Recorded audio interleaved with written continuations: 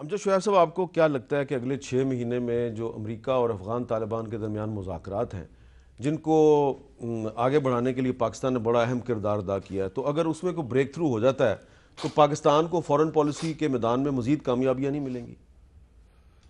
دیکھیں، میں تھوڑا سا اس پہ اختلاف کرتا ہوں.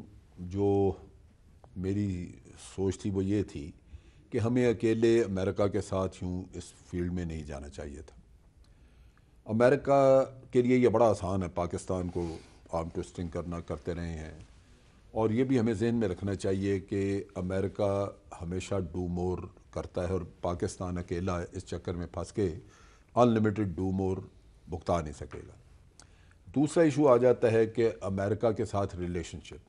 ہمیں پتہ ہے کہ اسٹریٹجک پارٹنرشپ امریکہ نے انڈیا کے ساتھ رکھ لی ہے، سو ہمیں وہ ڈچ کرے گا، کیونکہ ایک اس نے اپنی اس خطے کے لیے ساؤتھ ایشیا پالیسی جو وضع کی ہے اس میں انہوں نے بڑا کہا ہے کہ پروڈومیننٹ رول جو ہے وہ انڈیا کا ہے. واضح ہے ساری چیز.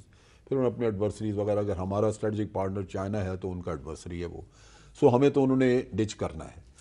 لیکن ان دی پروسیس اگر ہم اپنے ریجنل کنٹریز کو اگنور کر گئے ہیں، وہ ہمارے لیے زیادہ بڑا لاس ہے. کیونکہ ہم ایک تو یہ کہ ان کے ساتھ مل کے اگر موو کرتے تو یہ ہمیں اسٹرینتھ رہتی ہے اور امریکہ کو ٹیکل کرنا آسان ہوتا.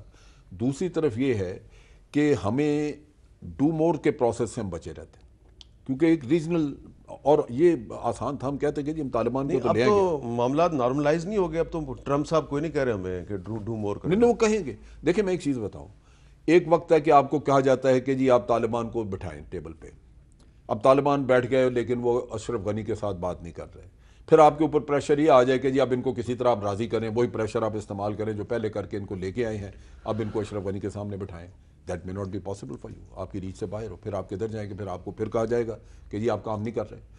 اصل چیز یہ ہے کہ یہ جو مقصد تھا کہ یہاں پہ خطے میں اسٹیبلٹی آئے افغانستان میں، یہ رشیا کا بھی کنسرن ہے، یہ ایران کا بھی کنسرن ہے، یہ پاکستان کا بھی اور چائنا کی بھی ہے. ہم نے جب شروع میں مذاکرات کیے تھے، جیسے مری میں مذاکرات ہوئے، تو ہم نے چاروں ملک بٹھائے تھے. اس میں یہ رشیا اور ایران نہیں تھے، لیکن بھارت چائنا تھا، پاکستان تھا، تو ایک برڈن آپ شیئر کر لیتے.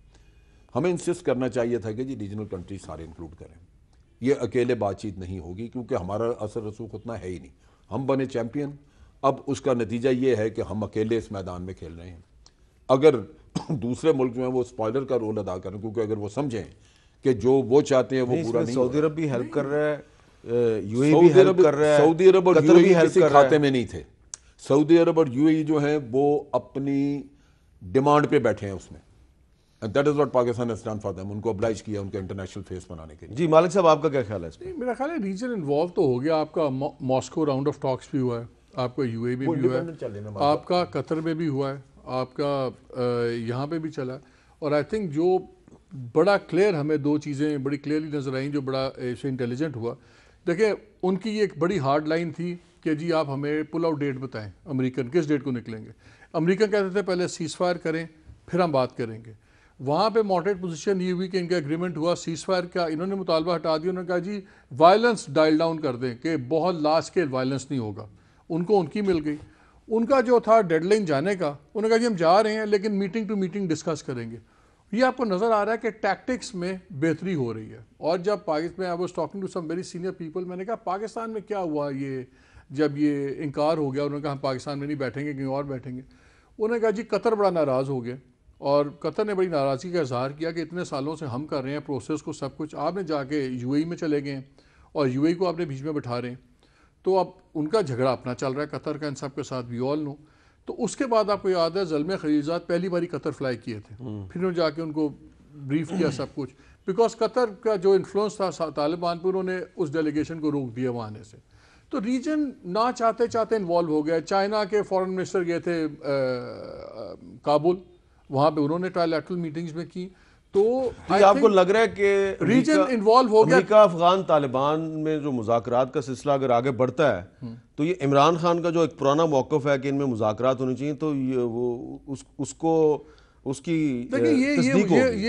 یہ جو ویو پوائنٹ تھا یہ خالی عمران خان کا نہیں تھا، پاکستان فوج کا بھی یہی ویو پوائنٹ تھا کہ جی مذاکرات کے ذریعے حل ہوں گے. اور لیکن امریکہ کا ہمیشہ سے ایک پالیسی رہی، آج نہیں، ویتنام میں دیکھ لیں، کہیں دیکھ لیں، ان کی تھیوری ہے کہ پہلے اتنا مارو اور جب بندہ بالکل گرا ہو تو negotiate from a position of strength. وہ یہاں پہ چلا نہیں ان کا، یہ تو الٹی صورت یہاں پہ چلا نہیں. اب یہاں پہ ان کو نیگوشیٹ کر رہے ہیں پوزیشن آف ویکنس. اور جو میری اطلاعات ہیں اس میں یہ بھی ہے کہ یہ طالبان، کیونکہ پہلا سوال اٹھتا ہے کہ طالبان کیوں اس وقت بات کریں، جب 1,15,000 لوگ تھے اس وقت نہیں امریکن ان کو گرا سکے، تو اب 14,000 کے ساتھ کیا گرائیں گے. اور اب وہ خود میں منہ سے صدر کہہ رہا ہے کہ میں جا رہا ہوں. تو یہ بھی سٹوری ان کو کنونس کی گئی ہے کہ اگر امریکہ کو آپ ایک آنریبل فیس سیونگ ایگزٹ دے دیتے ہیں جس میں یہ امپریشن دے سکے کہ نیگوشیٹڈ سیٹلمنٹ سے میں گیا ہوں، تو پیچھے ایک پیسفل کافی ورنہ امریکن بہت زیادہ ڈی اسٹیبلائز کر کے جائیں گے، جو نہ افغانستان کے حق میں نہ ہمارے حق میں. امریکہ ری بلڈ کرنے میں مدد کرے گا. تو اس کو ذلیل کر کے نہ نکالیں آپ کہ وہ کچھ کر نہ سکے یا تباہی کر کے جائے. تو یہ 2-3 ایگریمنٹس ارینجمنٹس ہوئی ہیں جس کے تحت یہ ٹاکس چل رہی ہیں. اچھا مشرف زیدی صاحب، آپ کو لگ رہا ہے کہ اگلے 6 مہینے میں کم از کم فورن پالیسی کے محاذ پہ عمران خان کو کچھ کامیابی ملے گی؟ میر صاحب، میرا خیال ہے کہ پاکستان کی جو فورن پالیسی ہے اس میں انشاءاللہ شاید کچھ کامیابی جو ہے وہ حاصل ہو جائے. مجھے لگتا ہے کہ سعودی عرب اور UAE کے ساتھ جو تعلقات بہتر ہوئے ہیں اس میں تو کوئی دو رائے نہیں ہو سکتی کہ یہ بہت اچھا ہوا ہے. یہ وہ دو ممالک ہیں جنہوں نے ہمیشہ پاکستان کا ساتھ دیا ہے، اور جو خراب ہو گئے تھے تعلقات ان کو بہتر کرنے میں جو بھی کنٹریبیوشن فورن آفس کی ہے، عمران خان کی ہے، اس کو ہمیں سراہنا چاہیے. لیکن ہمیں یہ بات بھی نہیں بھولنی چاہیے کہ اس وقت فورن پالیسی کا زیادہ تر جو زور ہے اور جو برڈن ہے وہ راولپنڈی پہ زیادہ پڑ رہا ہے اور اسلام آباد پہ اس کا برڈن کم ہے.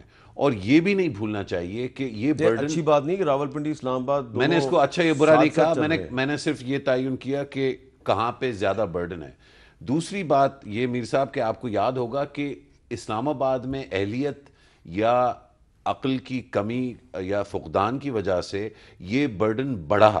ہم نے دیکھا کہ جب رزاق داؤد صاحب نے انٹرویو دیا جس میں چین کے بارے میں اور سی پیک کے بارے میں انہوں نے غلط بات کی، تو اس کی وجہ سے راولپنڈی پر زور بڑھا اور پنڈی کو پھر اس کو جا کے معاملہ حل کرنا پڑا. اس وقت جو سب سے اہم پاکستان کی ریلیشن شپ ہے پوری دنیا میں، اور اس وقت ابھی سے نہیں، اور اس میں عمران خان کا نہ کچھ لینا ہے نہ کچھ دینا، یہ پاکستان کی بات ہو رہی ہے، وہ ہے چین.